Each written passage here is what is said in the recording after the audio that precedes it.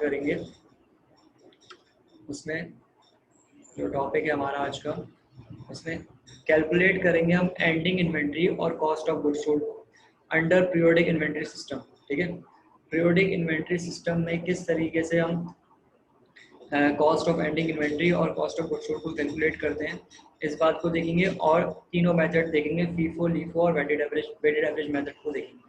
अच्छा, मेथड हमारे पास और भी हैं, हाईफो भी कहलाता है, ठीक है, हाई इन फर्स्ट आउट करके, सही। इसी तरीके से हमारे पास एक और मेथड है स्पेसिफिक आइडेंटिफिकेशन के नाम से भी एक मेथड है, सही। तो वो अभी हमारे पास इतना ज़्यादा आता नहीं है, पास पेपर में अगर कहीं आया तो मैं आपको बता दूंगा, वो भी ज़्यादा मुश्किल नहीं है, इसी तरीके से होगा वो भी, सही। तो अभी हम पहले इन क्वेश्चंस को कर लेते हैं, फिर उसके बाद अगर मैं पास पेपर में उनमें से कोई, मतलब वैसे तो आईफो तो कभी नहीं है, स्पेसिफिक आइडेंटिफिकेशन भी 25 ईयर्स है, तो उसमें से कहीं 1 या 2 में हमें कहीं नज़र आएगा, सही। अच्छा, अब हम स्टार्ट करने जा रहे हैं, सही। मैंने इस क्वेश्चन को समझाने के लिए, इस टॉपिक को समझाने के लिए एक क्वेश्चन मैं अभी नेक्स्ट स्लाइड में आपको दिखाऊंगा। आप लोग एक काम करें, जो क्वेश्चन है उसको अगर या तो कोई अपने पास कॉपी कर सकें या उसको स्क्रीनशॉट ले लें, क्योंकि ये क्वेश्चन किसी फाइबर में से नहीं है। मैं आप लोगों के पास पहले ये बताएं, पास पेपर्स हैं आप लोगों के पास? पास पेपर्स हैं? हेलो, आवाज़ नहीं आ रही? चलो गुड। नबील बेटा, आप परचेज कर लो, सही है, क्योंकि अभी हमें आज तो फिर मैंने अपनी तरफ से वैल्यू अज्यूम करी है और क्वेश्चन को सॉल्व करेंगे हम, ठीक है। लेकिन कल से आपको बहुत ज़रूरत पड़ने वाली है, सही। तो कल कोशिश करो कि उसको ले लो, सही। चलो स्टार्ट। अच्छा, मैं जो पिक्चर आपके सामने अभी नेक्स्ट स्लाइड आपके सामने लेके आऊँगा, और वो स्लाइड फिर एक काम करो, या तो क्विकली अपने पास पेपर पे कॉपी करो या कहीं भी उसका स्क्रीनशॉट लो, क्योंकि हम आगे सॉल्व करेंगे उसके उसी में से वैल्यूज देख लो, सही। या एक काम करते हैं, इसको जस्ट सिंपल मेमोराइज कर लेना। तो वही ये स्लाइड आ रही है, इसको ही यहीं पर ही टोटल मैं सवाल इस अजम्पशन में ही जो हमने अज्यूम करा है डाटा, इसमें ही यहाँ पर तकरीबन सवाल आपको क्लियर हो जाएगा। देखो, सिंपल सा डाटा है। अच्छा, मैंने आपको शुरू में ही बताया था कि जब अकाउंटिंग का टॉपिक, मैंने भी अकाउंटिंग जब बीकॉम में आगे पढ़ी थी, तो सबसे पहले हमारे सर ने भी इन्वेंट्री वैल्यूएशन का टॉपिक पढ़ा था। तो उससे होता ये है कि ये सिंपल कैलकुलेशंस वगैरह होती हैं इसमें, और चाहे इंजीनियरिंग का हो बैकग्राउंड हो, मेडिकल बैकग्राउंड हो, हर कोई इसको आराम से समझ जाता है। अच्छा, डाटा देखते हैं। कह रहे हैं फर्स्ट क्वार्टर में, ठीक है, हमने 300 यूनिट सेल करें और पर यूनिट जो कॉस्ट है वो 300 है, ठीक है। 300 को मैं 30 से मल्टीप्लाई करूंगा तो मेरे पास 900 की टोटल परचेज कॉस्ट बन जाएगी, सही। अच्छा, इसी तरीके से बता रहे हैं यहाँ पर कि जो आपको यूनिट सेल्स हैं, आपने कितने यूनिट सेल्स करें, हमने 300 यूनिट्स क्या करें, सेल करें, सही। फिर आपको बता रहे हैं सेकंड क्वार्टर में आपने 400 यूनिट्स क्या करें, परचेज करें, और एक यूनिट आपने 35 का सेल आउट करा था, तो आपके पास सॉरी परचेज करा था, सॉरी सॉरी, ये हमारे पास परचेज कॉस्ट है, सही। सेलिंग प्राइस की यूनिट नहीं बताई थी। 400 यूनिट हमने परचेज करे 35 के हिसाब से, यानी 5 रुपये प्राइस जो है बढ़ गई है, तो हमारे पास 14,000 हमारे पास क्या आ गया, इसकी टोटल कॉस्ट आ गई। इसी तरीके से हमारे पास थर्ड क्वार्टर में 400 की परचेज दिखा रहे हैं, वो हमें 36 के हिसाब से पड़ी थी, तो हमारा टोटल बिल बन गया 14,400। और फोर्थ क्वार्टर में हम बता रहे हैं कि 300 यूनिट आपने परचेज किए 37 के हिसाब से, ये आपका टोटल कॉस्ट बढ़ गई 11,100, सही। और अगर हम टोटल परचेजेस को प्लस करें तो हमें पास बिल बनता है कितना, 48,500 का बिल बनता है, सही। और यहाँ पर आ जाए नंबर ऑफ यूनिट्स की बात करें तो 1400 यूनिट्स हमने टोटल इस टाइम पीरियड में, यानी फोर्थ क्वार्टर होगा जिसका मतलब पूरा साल पूरा हो गया, तो हमने इस पूरे साल में 1400 यूनिट्स क्या करें, परचेज करें, सही। और उन 1400 की जो टोटल कॉस्ट है वो 48,500 है। और साथ साथ हमें ये भी बताया कि आपने जो यूनिट सेल करें हर क्वार्टर में, ये बता दिया। सेलिंग प्राइस क्या है ये अभी हमने नहीं बताया, सही। और सेलिंग प्राइस का भी हम यहाँ पर हमारा कोई काम है भी नहीं। अच्छा, एक बात डाटा में और बता रहे हैं, कह रहे हैं inventory at the beginning of the quarter 1, यानी क्वार्टर 1 जब स्टार्ट हुआ तो उस वक्त ऑलरेडी हमारे स्टॉक में जो इन्वेंट्री मौजूद थी वो कितनी थी, 500 यूनिट्स। मतलब ये 500 यूनिट्स हमारे पास ईयर स्टार्ट होने से पहले से मौजूद है। और बता रहे हैं जो 500 यूनिट्स हैं ये आपने 25 रुपीज़ के हिसाब से खरीदे, जिसकी टोटल कॉस्ट बनती है 12,500, सही। और बात बता रहे हैं हमें कि inventory at the end of quarter 4 के एंड का मतलब है कि साल के आखिर में, यानी एंडिंग इन्वेंट्री में बता रहे हैं 700 यूनिट्स, 700 यूनिट आपके पास बच गए। देखो भाई, 700 यूनिट एंडिंग इन्वेंट्री के यूनिट्स हैं, अगर ये मुझे 700 नहीं भी बताता तो मैं पता कर सकता था। कैसे पता करता? मैं कहता 500 यूनिट्स पहले से मेरे पास मौजूद थे और मैं ये सारे यूनिट्स जो मैंने इस दफ़ा परचेज करे 1400 यूनिट्स मैंने परचेज करे, तो 1400 में 500 प्लस करता, कितना हो जाता? 1900 हो जाता। उसमें से 1200 को मैं माइनस कर देता तो मुझे पता लग जाता 700 मेरे पास एंडिंग में यूनिट्स मौजूद है। अक्सर एग्जाम में इस तरह का क्वेश्चन आ जाता है, वो आपको सेलिंग के यूनिट्स बता देते हैं और परचेजेज और बिगिनिंग बता देते हैं, वहाँ से आपको एंडिंग यूनिट्स निकालने पड़ते हैं। तो यहाँ बात हो रही है अभी यूनिट्स की, सही। कॉस्ट की बात अभी हम आगे करेंगे। अच्छा, कॉस्ट को निकालने के लिए हमारे पास मेथड है। अब कह रहे हैं मतलब जो सवाल का रिक्वायर्ड है क्वेश्चन सिर्फ इतना ही है। इस सवाल को जो रिक्वायर्ड है उसमें ये कहा जा रहा है कि भाई आप cost of ending inventory FIFO method से भी निकालिए और लीफो मेथड से भी निकालिए और वेटेड एवरेज मेथड से भी निकालिए, ठीक है। तो फीफो मेथड में जब हम इसी सवाल को फीफो मेथड में सॉल्व कर रहे होंगे, अभी मैं आपको नेक्स्ट स्लाइड में दिखाऊंगा किस तरीके से सॉल्व किया हुआ है। फीफो मेथड से सॉल्व कर रहे हैं, सही। अभी सिर्फ सुनते रहे थे। फीफो मेथड का क्या मतलब होता है? First in first out. जो पहले खरीदा गया वो पहले बेच दिया, तो पहले जो खरीदा गया तो इसका मतलब हमने 500 क्या करे होंगे? सेल आउट कर दिए होंगे, ठीक है। और इसने हमें एंडिंग यूनिट्स बता दिए, कितने बचे थे? 700 बचे थे। तो इसका मतलब जो 700 हमारे पास आखिर में बचे हैं वो फोर्थ और थर्ड क्वार्टर वाले होंगे। मतलब ये 300 और ये 400 नहीं सेल आउट हुए होंगे, सही है, क्योंकि फर्स्ट एंड फर्स्ट आउट है ना। क्योंकि फर्स्ट एंड फर्स्ट आउट है तो 500 हमने सेल कर दिए होंगे, हमने 300 सेल कर दिए होंगे, हमने ये 400 सेल कर दिए होंगे। तो कितने हो गए? 3 और 4 कितने हो गए? 7 और 500 ये स्टार्टिंग वाले कितने हो गए? 12 हो गए, सही। तो टोटल हमारे पास 1900 थे, 1200 हमने सेल आउट कर दिया, तो एंडिंग के 400 और ये 300 हमारे पास क्या होंगे? बच जाएंगे, सही। तो जब हम first and first out method से सवाल को सॉल्व करेंगे, यानी फीफो मेथड से जब हम सॉल्व करेंगे, हम कहेंगे कॉस्ट ऑफ एंडिंग इन्वेंट्री आएगी। कैसे आएगी? 400 को 36 से मल्टीप्लाई करो और ये आ गया 1400 400 और 14,400, फिर 300 को हम 37 से मल्टीप्लाई करेंगे, ये आ जाएगी। सिर्फ इन दोनों को प्लस करके बता देंगे, ये हमारी कॉस्ट ऑफ एंडिंग इन्वेंट्री होगी with respect to FIFO method, सही है। तो फर्स्ट इन फर्स्ट आउट में हमारे पास एंडिंग में ये दो इन्वेंट्रीज क्या होंगी? बचेंगी।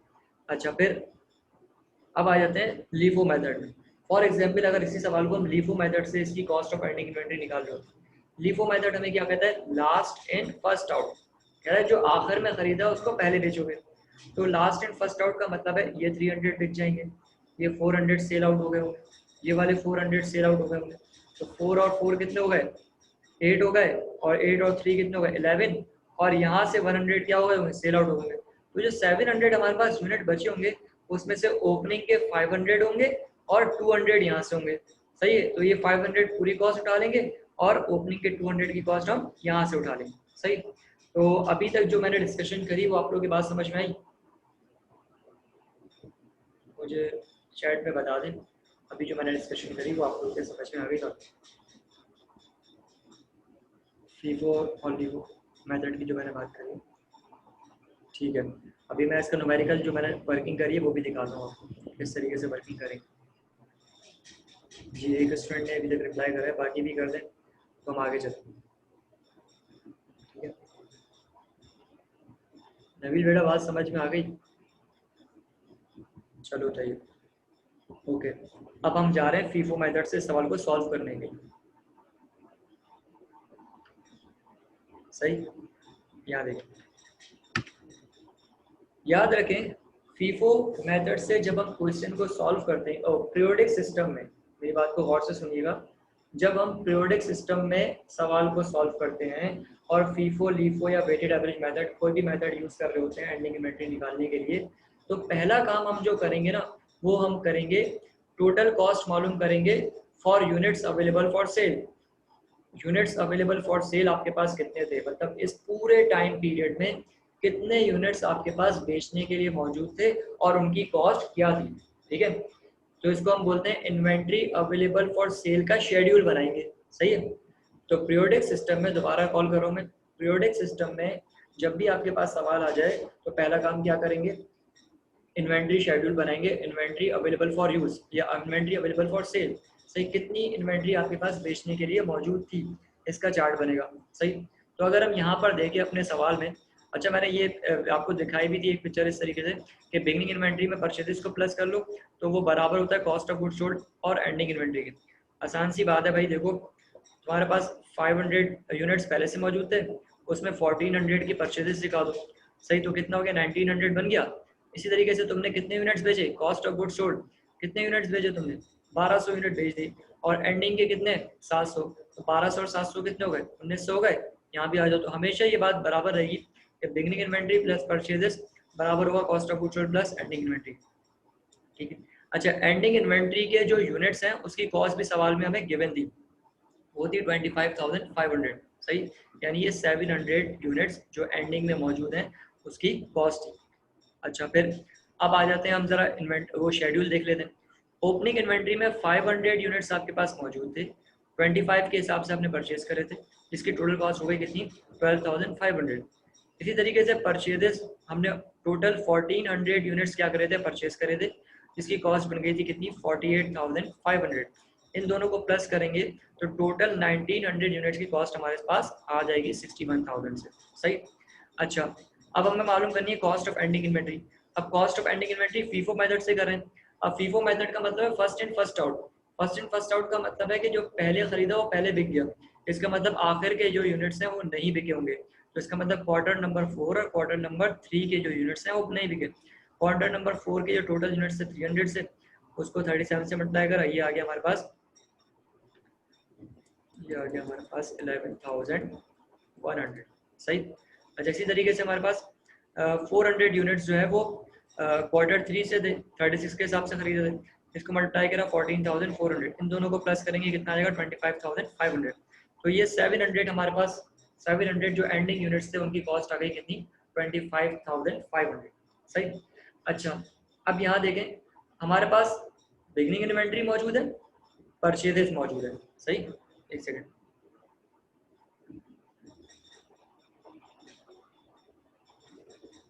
हमारे पास बिगिनिंग इन्वेंट्री मौजूद थी, उसकी कॉस्ट भी मौजूद थी, परचेजेस की भी कॉस्ट वगैरह मौजूद थी, इन दोनों को प्लस कर लिया, ठीक है। एंडिंग इन्वेंट्री की कॉस्ट अभी हमने निकाल ली, तो इसमें से माइनस कर दें, यानी जो इसका टोटल आएगा, यानी बिगिनिंग इन्वेंट्री और परचेजेस का जो टोटल आएगा अवेलेबल फॉर सेल जो बनेगा, उसमें से अगर मैं एंडिंग इन्वेंट्री को निकाल दूँ तो जो बचेगा कॉस्ट ऑफ गुड्स सोल्ड होगा, सही है। ये आ गया हमारे पास, जो कॉस्ट ऑफ गुड्स सोल्ड जब हमने निकाला तो हमने कहा भाई cost of total units available for sale, तो हमारे पास टोटल 1900 यूनिट्स से जिनकी कॉस्ट है 61,000, ये आ गई। अब उसमें से कॉस्ट ऑफ एंडिंग यूनिट्स यानी उन यूनिट्स की कॉस्ट जो नहीं बिके यानी 700, तो ये आ गए 25,500, इसमें से इसको माइनस करेंगे हमारे पास कॉस्ट ऑफ एंडिंग यूनिट्स आ जाएगा, ठीक है। यहाँ तक बात समझ में आ गई आप लोग, यहाँ तक बात क्लियर है, सही। तो इसी तरीके से हम, अच्छा सेम काम हम करेंगे लीफो मेथड, सही, लास्ट इन फर्स्ट आउट वाले मेथड में भी हम सेम काम कर रहे होंगे उसमें भी। अच्छा जब हमने एक मरतबा अवेलेबल फॉर सेल का शेड्यूल बना लिया तो ये शेड्यूल हमें बार बार बनाने की ज़रूरत नहीं पड़ेगी। वैसे तो मैंने यहाँ पर आगे बना के दिखाया हुआ है, इन केस कि अगर एक ही रिक्वायरमेंट हो तो वहाँ तो दिखाना पड़ेगा, सही। लीफो मेथड से सवाल को करने जा रहे हैं, ये आ गया LIFO method, last in first out, सही।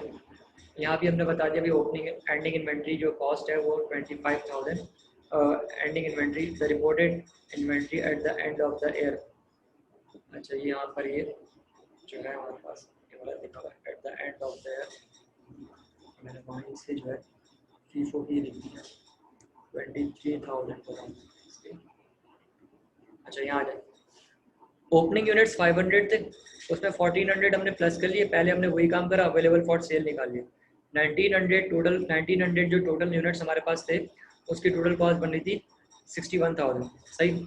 अब क्योंकि हम लीफो मेथड से निकाल रहे हैं, अब जब लीफो मेथड से सॉल्व करेंगे तो लास्ट इन फर्स्ट आउट, जो आखिर में खरीदा वो पहले बिक गया, सही। इसका मतलब जो शुरू वाले यूनिट्स होंगे वो नहीं बिके होंगे, तो शुरू वाले यूनिट्स थे कौन से, तो यहाँ पर ये मुझे कुछ कैलकुलेशन में मिस्टेक लग रही। शुरू वाले यूनिट्स जो है भाई 500 थे हमारे पास, ठीक है।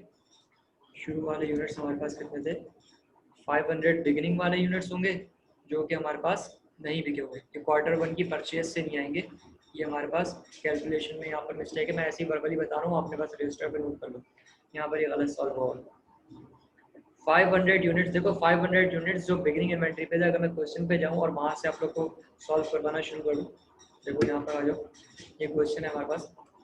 अब हम याद रहे एंडिंग इन्वेंट्री की कॉस्ट निकाल रहे हैं, एंडिंग इन्वेंट्री की कॉस्ट किससे निकाल रहे हैं, लीफो मेथड से निकाल रहे हैं।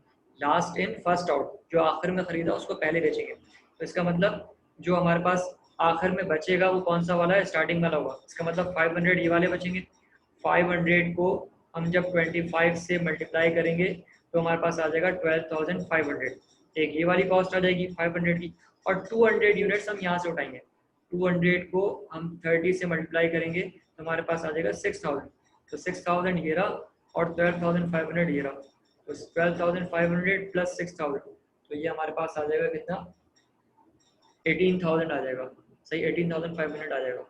ये बात समझ में आ गई, लीफो मेथड वाली, लीफो मेथड वाली बात समझ में आ गई, क्योंकि वहाँ मैंने कैलकुलेशन सारी कॉपी पेस्ट का चक्कर होता है ना, वो सारी कॉपी पेस्ट जो है फीफो मेथड को दोबारा कॉपी करा हुआ हूँ, ठीक है, वो सारे यूनिट्स 300 400 यूनिट्स में से सिलेक्ट होगा। ठीक है भाई, समझ में आ गई लीफो मेथड से कैसे निकालेंगे, सर एक बार फिर बता दें। अच्छा देखो, देखो हम कौन सा मेथड यूज करें, फीफो वाली बात तो क्लियर है ना नबील, फीफो वाली बात तो क्लियर है ना, फीफो मेथड से जब हमने कॉस्ट ऑफ एंडिंग इन्वेंट्री निकाली वो बात तो आपको क्लियर है, यस चलो। अच्छा लीफो मेथड, देखो नाम बता रहा है ना, लास्ट इन फर्स्ट आउट, जो आखिर में खरीदा उसको पहले बेचोगे, सही, आखिर में कौन सा खरीदा आपने, ये आपने 300 लास्ट में फोर्थ क्वार्टर में खरीदे थे, ये आपने 400 पहले खरीदे थे, सही। तो अब आपके पास जो 700 एंडिंग यूनिट्स हैं, ये कौन से वाले होंगे, ये वो बिगनिंग इन्वेंट्री वाले होंगे, सही, यानी 500 जो बिगनिंग क्वार्टर फर्स्ट क्वार्टर से भी शुरू में पहले से पड़े थे, यानी क्वार्टर वन शुरू हुआ तो आपके पास पहले से इन्वेंट्री स्टोर में, यानी कि ये ईयर शुरू हुआ तो पहले से स्टॉक में हमारे पास 500 यूनिट्स पहले से पड़े थे, फिर हमने फर्स्ट क्वार्टर में 300 यूनिट परचेज करे थे, तो अब जो मेरे पास 700 एंडिंग यूनिट्स हैं वो वाले, वो कौन से वाले यूनिट्स होंगे, बिगनिंग के 500 होंगे और 200 यहाँ से होंगे। जो बिगनिंग के 500 है उनकी कॉस्ट कितनी बनेगी, 500 को 25 से मल्टीप्लाई करूंगा 12,500 आ जाएगा, ठीक है।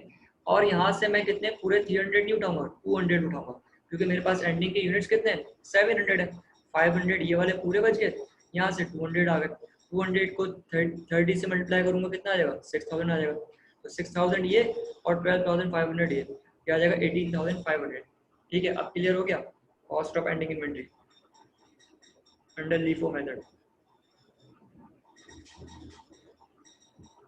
ओके। अच्छा लीफो, अब हमने कॉस्ट ऑफ एंडिंग इन्वेंट्री तो निकाल ली, जब हम कॉस्ट ऑफ एंडिंग इन्वेंट्री निकाल लेते हैं और हमारे पास गुड्स अवेलेबल फॉर सेल का भी हमारे पास बना हुआ होता है चार्ट, तो हम कहते क्या है, ये जो कॉस्ट ऑफ एंडिंग यूनिट्स है, अभी हमने बताया ना कॉस्ट ऑफ एंडिंग यूनिट्स में कितने निकाला, 18,500, जब हम 61,000 में से 18,500 को माइनस करेंगे तो जो भी आएगा उसको हम यहाँ लिख देंगे, सही है। कॉस्ट ऑफ एंडिंग इन्वेंट्री यहाँ बस कितनी आ रही है, 18,500 आ रही है, सही, ये सब गलत है, इसको थोड़ा सा इग्नोर कर दो, सही है। यानी कि लीफो से जब कॉस्ट ऑफ गुड्स सोल्ड निकालेंगे तो वो डिफरेंट आएगी, सही, क्योंकि उसकी एंडिंग इन्वेंट्री भी क्या है, डिफरेंट है। अच्छा अब आ जाते हैं हम इसी सवाल को वेटेड एवरेज से किस तरीके से सॉल्व करेंगे। सेम क्वेश्चन को अगर हमें वेटेड एवरेज से सॉल्व करना है तो किस तरीके से करें। अच्छा वेटेड एवरेज कहता है कि भाई इसमें ज़्यादा लड़ाई करने की ज़रूरत नहीं है आपको, ऊपर से उठा लो या नीचे से उठा लो, यानी नीचे वाले एंडिंग में बचेंगे या ऊपर वाले एंडिंग में बचेंगे। वेटेड एवरेज कहता है भाई तमाम यूनिट्स की पर यूनिट कॉस्ट निकाल लो, सही है। तमाम यूनिट्स की पर यूनिट कॉस्ट कैसे निकालेंगे, पर यूनिट एवरेज कॉस्ट निकालने का सिंपल सी बात है कि भाई cost of units available for sale, आपके पास टोटल यूनिट्स जितने मौजूद थे उनकी कॉस्ट क्या है, उस कॉस्ट को टोटल यूनिट से क्या कर दो, डिवाइड कर दो। आपके पास जो टोटल यूनिट्स अवेलेबल थे वो 1900 थे और उनकी कॉस्ट बनी थी 61,000, ठीक है। ये आप अपना काम शुरू में शेड्यूल बना के वक्त ही कर चुके थे। अब 61,000 को आप 1900 से डिवाइड करोगे, आपके पास आएगा 32.10। इसका मतलब, इस बात का मतलब ये है कि भाई आप अपनी एंडिंग इन्वेंट्री में जितने भी यूनिट्स बचेंगे ना उसको इस रेट से क्या कर दें, मल्टीप्लाई कर दें। 700 यूनिट बचे थे एंडिंग इन्वेंट्री में, तो 700 को मल्टीप्लाई कर दो किससे, 32.10 से मल्टीप्लाई करेंगे, हमारे पास आ जाएगा ये हमारे पास एंडिंग इन्वेंट्री की कॉस्ट आ गई। अब वही बात, हमें कॉस्ट ऑफ गुड सोल्ड निकालना है। भाई कॉस्ट ऑफ गुड सोल्ड निकालना है तो सिंपल सी बात है, cost of unit available for sale. हमारे पास टोटल 61,000 का माल मौजूद था, सही। उसमें से 22,474 रुपये का माल नहीं बिका, तो भाई कितने का बिक गया, यानी कॉस्ट ऑफ गुड सोल्ड कितने का माल बिक गया। तो इसमें से 61,000 में से कॉस्ट ऑफ एंडिंग इन्वेंट्री को क्या कर दो, माइनस कर दो, तो आपके पास कॉस्ट ऑफ गुड सोल्ड आ जाएगा 38,526। ठीक है, यहाँ तक बात क्लियर हो गई, वेटेड एवरेज समझ में आ गया।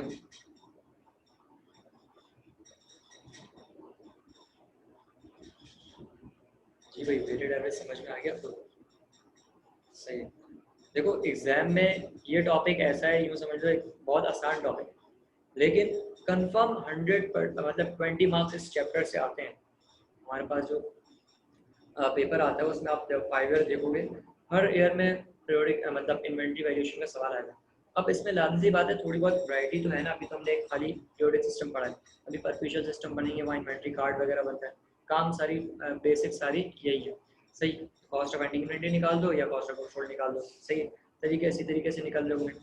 अच्छा, अब यहाँ पर कुछ थ्योरी के क्वेश्चंस भी इस चैप्टर के आ जाते हैं, तो पास पेपर में आप देखिएगा, जहाँ आपको प्रॉब्लम हो तो कोई क्वेश्चन नहीं समझ में आ रहा तो मुझसे वहाँ पर आप पूछ लीजिए। क्योंकि देखो पास अकाउंटिंग के पास पेपर्स होते हैं, जब 9-10 में हम होते थे तो वहाँ पर 5 ईयर होता था या 10 ईयर होता था, बहुत मैक्सिमम हो गया तो 10 साल के पेपर कर लिए, मसला हल हो गया। लेकिन यहाँ पर होते हैं 25 ईयर्स, सही, 25 ईयर्स 30 ईयर्स के पास पेपर्स होते हैं, सही। और सारे क्लास में कोई टीचर आपको करवा दे, ये भी एक मुश्किल टास्क है, नहीं हो सकता। इस टॉपिक से रिलेटेड जितनी वैरायटी के क्वेश्चंस पॉसिबल हो सकेंगे, सही, जो बेसिक क्वेश्चन है या बेसिक कॉन्सेप्ट है इस क्वेश्चन के में, तो वो आपको मैं आपको ये डिलीवर कर दूंगा, सही। उसके बाद ये होगा कि कोई भी क्वेश्चन जब आप सॉल्व करने बैठोगे तो उसको आप आराम से सॉल्व कर सकोगे। और अगर आपको कोई प्रॉब्लम हो तो वो आप मतलब मुझसे पूछ लीजिएगा, मसला नहीं है। क्वेश्चन के पिक मुझे सेंड कर सकते हैं व्हाट्सएप पे, सही, जो भी आप सॉल्व कर रहे हैं अपने पास। प्रैक्टिस ज़रूरी है, प्रैक्टिस आप करेंगे तो ये आसानी से सॉल्व हो जाएगा। सिंपल सा बीकॉम का रूल है भाई, आप 5 सवाल अपने अच्छे से तैयार कर लो, जो 20 मार्क्स के आते हैं, आराम से 100 में या 90 में मार्क्स आ जाते हैं, सही, 80 90 में मार्क्स आ जाते हैं अकाउंटिंग में या स्टैट्स में, आसान 20 मार्क्स के क्वेश्चन है। अब ये जो हम इन्वेंट्री वैल्यूएशन का टॉपिक कर रहे हैं, तो भाई इसमें से 20 मार्क्स आएंगे ना, एक तरह से पेपर आउट है आपका, भाई इन्वेंट्री वैल्यूएशन के टॉपिक को हर लिहाज से कर लो, सही है। अब तो बहुत सारे लेक्चर्स अवेलेबल हैं, यूट्यूब पे भी जाएँ तो बहुत सारे लेक्चर्स अवेलेबल हैं, कहीं से भी आप सुन सकते हैं, आपको बेसिक आइडिया तो मिल गया ना। अब ज़रूरी नहीं है मेरी लेक्चर सुनते हैं, कहीं से भी नॉलेज हासिल करनी है, बुक्स को बुक्स पढ़ें, नाम सी बात है, बुक्स भी पढ़नी चाहिए। आपके पास टाइम है तो बिल्कुल उसमें मतलब उसमें और ज़्यादा डिटेल में देखें, आपको बहुत ज़्यादा वैरायटी इसमें और भी नज़र आएगी, सही। अच्छा, यहाँ पर कुछ मतलब हम जो लीफो मेथड या फीफो मेथड की बात कर रहे होते हैं, तो उसका उसका हमारे पास एंड रिजल्ट्स पे क्या असर पड़ रहा होगा, सही। देखो लीफो क्या कहता है, लास्ट इन फर्स्ट आउट, दिमाग में हमारे होना चाहिए ना, लास्ट इन फर्स्ट आउट, और फीफो कहता है फर्स्ट इन फर्स्ट आउट। जब हम लीफो मेथड से सवाल को सॉल्व करेंगे लास्ट इन फर्स्ट आउट, और मार्केट में जो प्रोडक्ट की प्राइजेस हैं वो बढ़ रही हैं, सही है, मतलब एक चीज़ की प्राइस पहले 5 रुपये थी, अब 7 रुपये हो गई, फिर 9 रुपये हो गई, फिर 12 रुपये हो गई, सही है। और अगर मैं लीफो मेथड यूज़ कर रहा हूँ, इसका मतलब जो चीज़ मैंने अभी 12 रुपये में खरीदी उसको मैं पहले बेच दूंगा, ठीक है ना। इसका मतलब कॉस्ट ऑफ गुड्स सोल्ड मेरी क्या आएगी, हाई आएगी, ज़्यादा आएगी, कॉस्ट ऑफ गुड्स सोल्ड मेरी क्या आएगी, ज़्यादा आएगी। और फीफो में कॉस्ट ऑफ गुड्स सोल्ड क्या आ रही होगी, कम आ रही होगी, क्योंकि मैं फर्स्ट इन फर्स्ट आउट कर रहा हूँ, तो जो पहले खरीदा पहले बेच दिया, पहले खरीदा पहले बेच दिया, तो जो कम में खरीदा था उसको बेच दिया मैंने, तो कॉस्ट ऑफ गुड्स सोल्ड क्या हो गई, कम हो गई। तो लीफो में कॉस्ट ऑफ गुड्स सोल्ड क्या होगी, ज़्यादा होगी, और फीफो में कॉस्ट ऑफ गुड्स सोल्ड क्या होगी, कम होगी। इसी तरीके से इनकम बिफोर टैक्स, जब cost of goods sold high होगी, कॉस्ट ऑफ गुड्स सोल्ड आपका एक तरह से एक्सपेंस अकाउंट, सही। जितनी ज़्यादा कॉस्ट ऑफ गुड्स सोल्ड होगी, लाजमी सी बात है, पहले नेट इनकम पे देख लेते हैं, जितनी ज़्यादा कॉस्ट ऑफ गुड्स सोल्ड होगी नेट इनकम उतनी क्या होगी, कम होगी, सही। उस पर जो भी इनकम होती है उस पर क्या लगता है, टैक्स लगता है। जब आपकी इनकम कम होगी तो टैक्स भी क्या लगेगा, एक तरह से कम लगेगा ना, लोअर टैक्स होगा, सही। इनकम भी क्या होगी, कम होगी। यहाँ पर आपने कॉस्ट को तो कम दिखा दिया, कॉस्ट ऑफ गुड्स सोल्ड अपनी कम कर ली, नेट इनकम को हाई कर लिया, इनकम को भी हाई कर लिया, ठीक है, लेकिन उनका अल्टीमेटली इफेक्ट किस पे पड़ा, टैक्स पे पड़ा। जितनी ज़्यादा इनकम होगी टैक्स भी उतना ज़्यादा पे करना पड़ेगा, समझ में आ रही है बात। तो ये सारी सिर्फ हमें कैलकुलेशन को सीखना नहीं है, कैलकुलेशन किस तरीके से कैलकुलेट करना है, कैलकुलेट तो भाई सॉफ्टवेयर आ चुके हैं, वो सारा काम कर देते हैं। आपने बैठ के कुछ भी नहीं करना, आपने सिर्फ डाटा पुट करना है, वो सब कुछ आपको फाइनेंशियल स्टेटमेंट बना के दे देगा। आपको क्या आना चाहिए, आपको डाटा को एनालाइज करना आना चाहिए। कि फीफो मेथड करेंगे तो हमारी कॉस्ट ऑफ गुड्स ज़्यादा आएगी, ये एनालिसिस करना। तो ये चीज़ें हमें सीखनी है ज़्यादा, कॉन्सेप्ट को सीखना है। देखो कैलकुलेशन तो मैंने कहा ना, सॉफ्टवेयर आ चुके हैं, वो कर देते हैं सारा काम। जिसको थोड़ी बहुत नॉलेज है ना, वो डाटा पुट करेगा, सॉफ्टवेयर उसकी मतलब अगर हम P3 सॉफ्टवेयर है, टैली है, ठीक है, अकाउंटिंग के सॉफ्टवेयर एक्सेल है, ठीक है, पूरी पूरी फाइनेंशियल स्टेटमेंट्स आपको बना के देते हैं। आपने सिर्फ जर्नल एंट्रीज पुट करी, यहाँ पर आपने जर्नल एंट्रीज पुट करी, वो आगे आपकी इनकम स्टेटमेंट, बैलेंस शीट वगैरह सब कुछ बना के रेडी कर देगा। सही, तो ये कोई इतनी रॉकेट साइंस है नहीं, रही नहीं है। आपको अगर मैनेजमेंट साइड पे जाना है या फाइनेंस साइड पे जाना है, तो भाई आपको डाटा को रीड करने आना चाहिए। फाइनेंशियल स्टेटमेंट आपके पास किसी भी कंपनी की मौजूद है, तो आप उसमें ये चेक कर सकते हो कि मतलब कंपनी ने फीफो मेथड यूज़ करा है और मार्केट में इस चीज़ की, इसके प्रोडक्ट की प्राइसेस बढ़ रही थी। बिल्कुल अपोजिट काम होगा किस केस में, जब प्राइसेस क्या हो रही हो, गिर रही हो, डिक्रीज हो रही हो, तो इसमें बिल्कुल अपोजिट काम हो जाएगा। और इस तरह के क्वेश्चन एग्जाम में आ भी चुके हैं। सही, वो आपसे पूछता है कि भाई क्या बोलते हैं, अगर प्राइसेस बढ़ रही हैं तो प्राइसेस बढ़ने की वजह से एंडिंग इन्वेंट्री की कॉस्ट पे क्या असर पड़ेगा। देखो एंडिंग इन्वेंट्री की कॉस्ट और कॉस्ट ऑफ गुड्स सोल्ड दोनों एक दूसरे का क्या है, अपोजिट है। जितनी ज़्यादा एंडिंग इन्वेंट्री होगी, कॉस्ट ऑफ गुड्स सोल्ड उतनी क्या होगी, कम होगी। सही, दरअसल एंडिंग इन्वेंट्री और कॉस्ट ऑफ गुड्स सोल्ड के इफेक्ट से भी पूछ रहे होते हैं। इसी तरीके से वेटेड एवरेज में नेट इनकम हमारी कुछ और आती है, लीफो में इनकम कुछ और आती है, फीफो में इनकम हमारी कुछ और आ रही होती है। क्यों आती है, क्योंकि सबकी कॉस्ट ऑफ गुड्स सोल्ड और एंडिंग इन्वेंट्री में फ़र्क आ रहा होता है। क्यों फ़र्क आ रहा होता है, क्योंकि प्राइस क्या कर रही होती है मार्केट में, प्रोडक्ट की वेरी कर रही होती है, चेंज कर रही होती है। ठीक है, यहाँ तक अगर आपको कोई बात नहीं समझ में आई हो तो आप लोगों से पूछें। अच्छा, कल आप लोग पास पेपर सप्लाई रखिएगा। मैं पास पेपर का कोई क्वेश्चन होगा उसका स्क्रीनशॉट लेके आप लोगों को मैं समझाऊंगा और कोशिश करूंगा कि आप लोग खुद मुझे सॉल्व करके भी दें। तो अपने पास रजिस्टर और पेन वगैरह। जी बोले।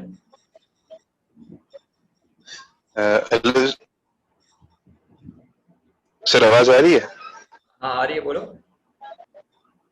हेलो। हेलो, हाँ आ रही है, बोलो। हाँ सर, सवाल ये कर रहा था मैं कि फर्स्ट इन फर्स्ट आउट वाला मेथड, हाँ, फर्स्ट इन फर्स्ट आउट वाला मेथड। आवाज़ बहुत कट रही है। सही,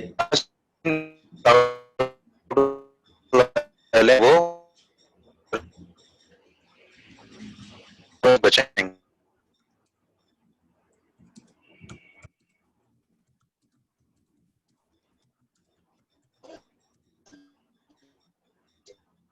तो आवाज़ बहुत कट रही है, नहीं समझ में आ रहा कुछ क्या बोल रहे हो।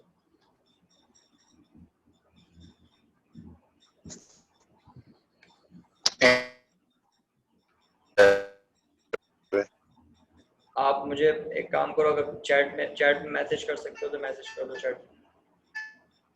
आपकी आवाज़ क्लियर नहीं आ रही।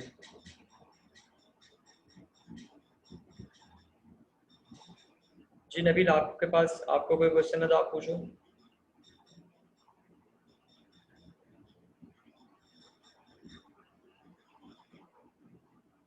हेलो नबील, मेरी आवाज़ आ रही है?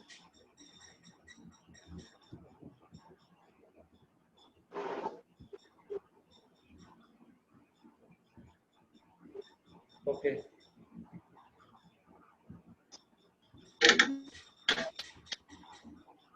हाँ सही, बोलो।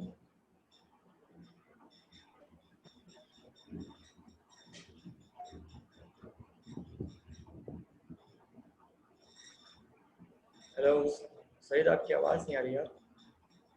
आपके माइक में तो आ रहा है कि आप बोल रहे हो, लेकिन मेरे पास क्यों नहीं आ रही? आवाज़ कट रही है बहुत। सईद, आपको जो, अब एक काम करो, आपको जो भी डिस्कस करना है ना, मुझसे व्हाट्सएप पे वॉइस मैसेज, व्हाट्सएप पर मुझे वॉइस मैसेज कर दो। सही है, मैं वहाँ से आपको जो भी टॉपिक पूछते हैं ना, आपको मैं वहाँ पर क्लियर कर दूंगा। 300 बेच दिया ना। नहीं, आपने जो बात पूरी बोली वो यहाँ पर मेरे पास आवाज़ ही नहीं है बिल्कुल।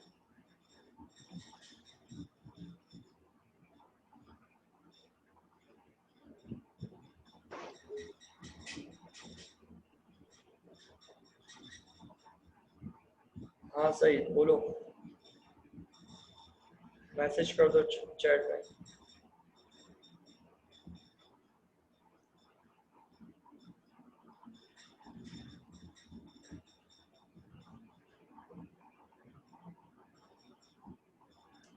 हेलो। अच्छा नबील, कल यार 5 ईयर ज़रूर लेके आना, मतलब अपने पास रखना अपने सामने, सही है? क्योंकि मुश्किल हो जाता है, सवाल सामने होता है ना, तो चीज़ें क्लियर करना आसान रहती है, सही है?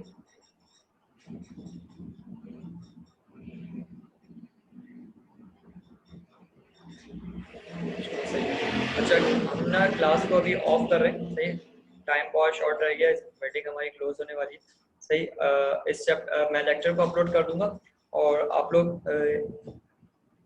हाँ बिल्कुल। अच्छा, लेक्चर मैं अपलोड कर दूंगा अभी यूट्यूब पर, तो आप इस लेक्चर को ना एक दो मरतबा देख लीजिएगा, सही? क्योंकि ड्यूरिंग लेक्चर तो हमें समझ में आ रहा होता है सब कुछ, सही। बाद में हम क्या होता है, भूल जाते हैं। क्लास में मैं एक बात कहता हूँ कि भाई क्लास में अगर नूरे से नूरा बच्चा ही बैठा हुआ है ना, मतलब इसको कुछ भी नहीं पता, अगर वो थोड़ी देर कंसंट्रेशन से सुन लेते ना, उसकी समझ में आया था। अल्लाह ने दिमाग सबको दिया माशाल्लाह से, सब समझ रहे होते हैं। लेकिन जो प्रैक्टिस कर लेता है वो उस चीज़ में ग्रिप उसको आ जाती है। जो प्रैक्टिस नहीं करता वो नेक्स्ट डे वो चीज़ भूल चुका होता है।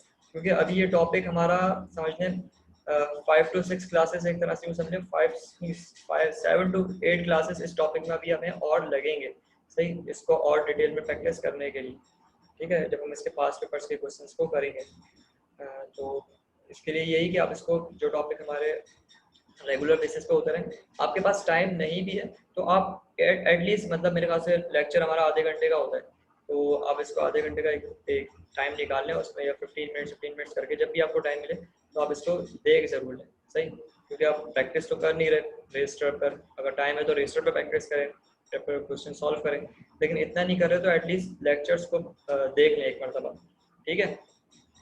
चलो ओके, अल्लाह हाफ़िज़।